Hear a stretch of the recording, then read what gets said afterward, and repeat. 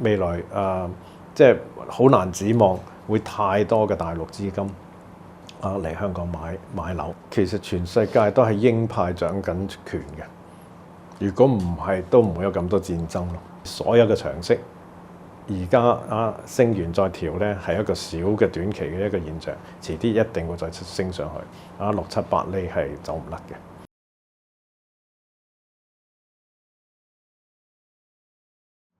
各位好，我係黃振宇，非常之開心能夠同經濟通嘅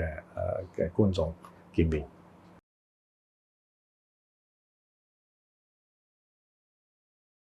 其實反映咗唔少㗎啦，因為過去幾年中國一直喺度限制嗰啲資金外流嘅，咁好大程度係因為中美嘅呢個地緣嘅越嚟越搞得不愉快嘅情況下咧，中國喺度預備緊未來下一個可能美國會發難嗰陣時會做嘅措施。你睇翻當時烏克蘭戰事之後，俄羅斯係幾咁樣俾人全世界咁樣制裁又好凍結又好，我諗明眼嘅人都睇得到中國作為一個大國全世界投資嘅一個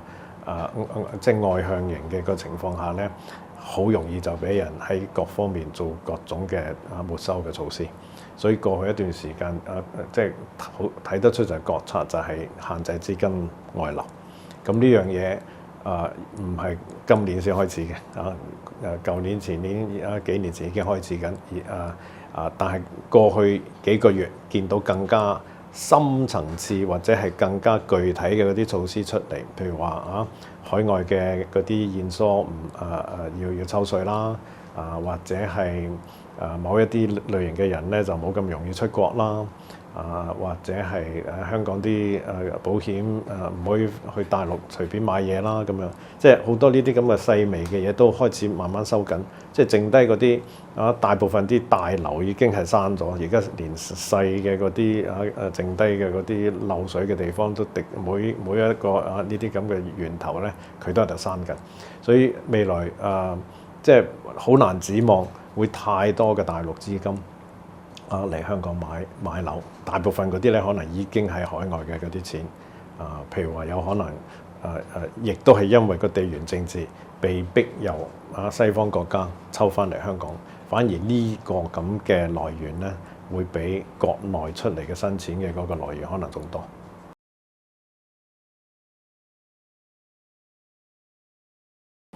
短期之內應該係接近一個反彈完成嘅。咁我之前都講過啦，可能第三季應該可能有機會反彈跌落去。咁點解咁講呢？其實都係睇翻個要睇香港樓市，唔可以淨係睇本地嘅嗰啲收入嗰啲咁嘅嘢，你一定要睇宏觀嘅。因為而家主宰全世界投資環境嘅就係嗰個地緣政治。其實全世界都係鷹派掌緊權嘅，如果唔係都唔會有咁多戰爭咯。咁鷹派全世界都有嘅咁你譬如話美國鷹派就基本上係所有嘅國會議員，因為佢哋嘅競選經費唔係銀行捐款，就係以色列捐款，就係軍火商捐款。佢哋要同佢嘅金主要負責㗎嘛，咁嗰啲人所需要嘅嘢就係永遠嘅戰爭嘅只要你繼續打仗嘅話，軍火商咪繼續有錢賺，佢就可以繼續支援呢啲咁嘅國會山上嗰啲尊貴嘅議員咯。咁其他嘅板塊亦都有佢類似嘅嘢啦。咁所以美國鷹派咧基本上當道。就算邊個入咗場，特朗普上場之前都講㗎，我係停止所有嘅永遠戰爭，結果佢反而係不停咁挑動戰爭嗰個添。咁歐羅區亦都係好大問題，因為而家想退出嗰啲唔打仗嗰啲國家咧，佢自己都唔掂。當你唔夠權或者唔夠支持到嗰陣時咧，最好嘅方法分散注意力就係引進外來嘅敵人，令到啲人分散注意力，咁唔會嚟控訴你變成去槍頭對外咯。咁歐洲個經濟咁差，啲債務咁高，啲各種各樣嘅治安越嚟越惡化，所有嘅政客都想槍頭對外，所以基本上最簡單嘅就樹一個外敵，嗰個敵人咧就係俄羅斯咯。所以基本上歐美都係呢一個咁嘅狀態之下咧，大戰係好難避免。咁你睇到而家烏克蘭嗰度隨時有機會再發大嘅，伊朗嗰度短暫之內可能休下戰，大家繼續重新起多啲做多啲飛彈，準備下一輪砌嘅。咁呢啲隨時係8月中9月已經可以搞掂咗，今日再嚟㗎啦。同埋咧美國或者以色列或者唔少地方咧有中期選舉嗰啲咁嘅情況出現咧，可能就短期之內會揭一揭。最遲第4季尾已經完咗呢啲保險嗰啲大選之後咧，又會再復發嘅。所以呢個係一個最大嘅風險，亦都因為咁樣咧要非常之小心。因此而導致嘅能源或者其他嘅通脹，導致利率會被逼上升。咁央行就算唔係因為嗰個通脹加息嘅話，個市場亦都因為已經冇人肯買國債㗎啦。你睇英國已經係求救啦，美國想做 yield curve control 啦，全部都係一個好大嘅徵象，就係話俾你知個市場已經對主權債已經失去咗信心，已經冇胃口，而且你越發越大。美國過去5年發嘅國債已經係立國以來200幾年嘅總和，咁樣落去咧係頂唔順嘅。所以呢一個嘢咧，亦都會導致所有嘅長息而家升完再調咧，係一個小嘅短期嘅一個現象，遲啲一定會再升上去6、7、8厘係走唔甩嘅。咁嘅情況下，基本上香港嘅息，所有嘅資產都會被逼要嗰個回報率要調升。調升之下，而家3厘幾係頂唔住咯。呢個就係中長線嘅格局。我亦都唔想去預測下半年下一季係跌升定跌，因為呢啲係太短線。我哋買樓係一個長線投資，你唔可以話嚟緊呢3個月點樣你就去部署。你唔睇3年嘅話，淨係睇3個月3日嘅話咧，你嘅投資注定失敗咯。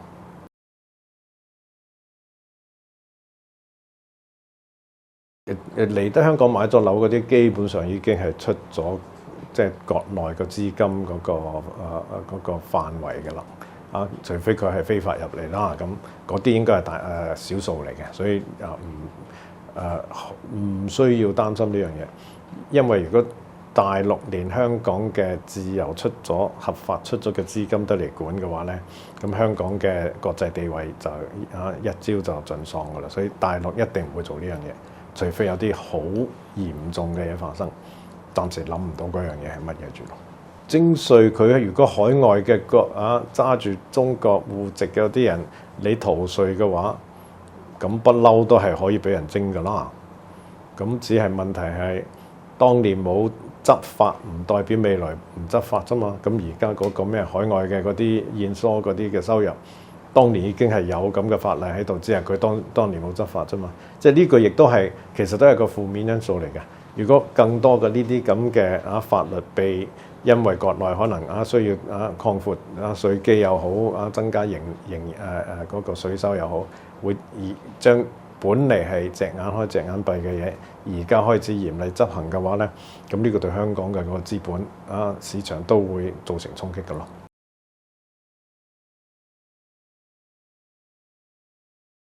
一定會有嘅，因為所有嘅地方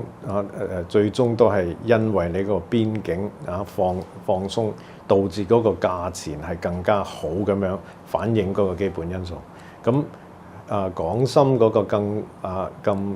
更加通透嘅嗰個邊境嘅安排咧，其實從來就應該有嘅。點解咁講咧？你如果睇翻紐約、倫敦，佢哋有冇個邊境禁止啲嗰啲紐約人離開個曼哈頓島啊？冇啊嘛。佢有冇一個城牆唔俾啲倫敦人去劍橋牛津啊？唔會啊嘛。咁香港因為過去嘅歷史因素有咁嘅一個嘢，導致香港嘅樓係人為地高咗。咁當然啦，而家有個即係實物嘅一個放鬆咧，當然係令到好多嘅資產會有一個好大嘅調節啊，特別係零售嗰方面啦。但係咧，你只係喺稅務嗰方面仲有一個好大嘅差異嘅話咧，都會有一啲板塊係能夠有一個價錢上好大嘅一個日價喺度嘅。咁嗰個最大嘅制度上嘅分別，當然咧就係普通法低稅同埋資金自由流動嘅嗰啲咁嘅香港優勢。只要呢啲嘢繼續係有嘅話咧，某一啲板塊會繼續會有一個幾好嘅日價。所以即係譬如話山頂嘅樓，始終都會有個日價相對於南山嘅樓嘅。咁呢個短期之內睇唔到會一個大嘅改變。但係咧，受啲人流更加容易過境嘅嗰啲影響嘅嗰啲板塊，當然就會冇咁好咯。而且譬如話你講北都啦，咁未來係屬於10萬計嘅單位出嚟，我都未去研究邊一個古洞多新田多定係上水多定係邊度多？咁嗰啲係短期之內係冇可能睇得到嘅，因為政府都可能連佢自己嘅嗰個佈局都未搞清楚，佢都唔想去搞啦。佢直情話不如你片區啦，你中意去邊啦，你就成塊去發展。咁發展係邊個又唔知，所以呢啲即係分區嚟比較咧係好難嘅。但係